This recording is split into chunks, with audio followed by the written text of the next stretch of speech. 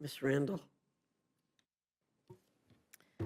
Thank you, Madam Chair, for the opportunity to testify on this funding package sent to us from the Senate. I'm glad to be here today, testifying in committee after the Speaker canceled votes and has kept us out of session for 53 days and counting. Americans deserve a government that works as hard as they do.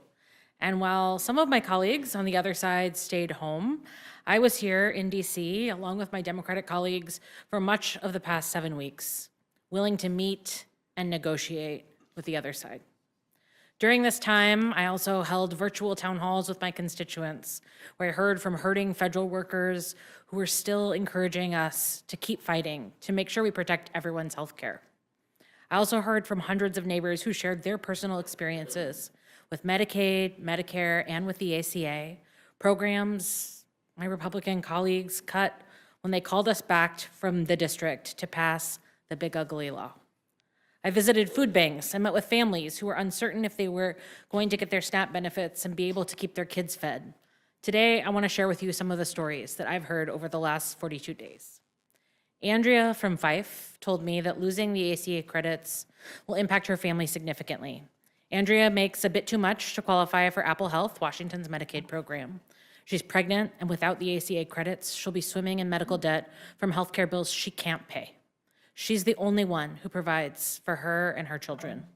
It's for Andrea that I'm here today introducing an amendment to permanently extend the ACA credit so that she and millions of others across the country don't have to worry about whether they can afford to take their kids to the doctor or get prenatal care. And let's not forget that this healthcare crisis is not just about the Affordable Care Act. It's one that started unfolding in July when Republicans passed the big ugly law absolutely decimating Medicaid and our rural healthcare systems. Carrie from Hoquiam told me that her son has schizophrenia and has struggled with addiction. Without Medicaid, there's no way he would be able to afford the medication that keeps him sane and out of a mental hospital and alive. Brooke from Port Orchard told me that her dad, who lives with them, needs a host of medications to manage his depression, insomnia, high blood pressure, but without insurance, they cost more than $350 a month. With Apple Health, they're free. It's for Carrie and her son, for Brooke and her dad, that I'm here before the committee today to submit an amendment to undo all of the big ugly law's Medicaid changes. Many of the individuals I spoke with about Medicaid have also shared with me the importance of SNAP to their families. Brittany from Port Orchard told me that Medicaid has helped her and her siblings' children.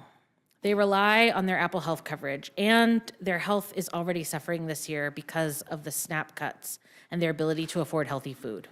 We know that without access to nutritious food, families can't stay healthy. It's for Brittany and her family that I'm introducing an amendment to undo the cuts to SNAP from H.R. 1. I represent 27,000 federal workers, and I want to share with you Kevin from Tacoma's story. Kevin was impacted by the most recent reduction in force, a RIF, as we call them here, at the Department of Housing and Urban Development. His federal career spanned 18 years with HUD and 2 years with AmeriCorps. He said to me, as you can imagine, I'm sad and frustrated to see that career come to a premature end. I'm prepared to do whatever it takes to fight for my job and return to my career of serving the American public. It's for Kevin that I'm offering an amendment to not just reverse this administration's illegal reductions in force during this shutdown for the duration of this CR, but to prevent this lawless administration from undertaking any more RIFs for the rest of the Trump presidency. Our dedicated civil servants deserve better than to live in constant fear of whether they will receive their next paycheck and whether they will still be employed tomorrow.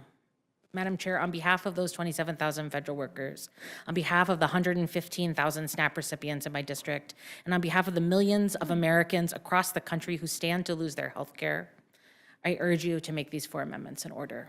Thank you, and I yield back. Thank you, Ms. Bonamici. You're recognized. Thank you, Chair Fox, Ranking Member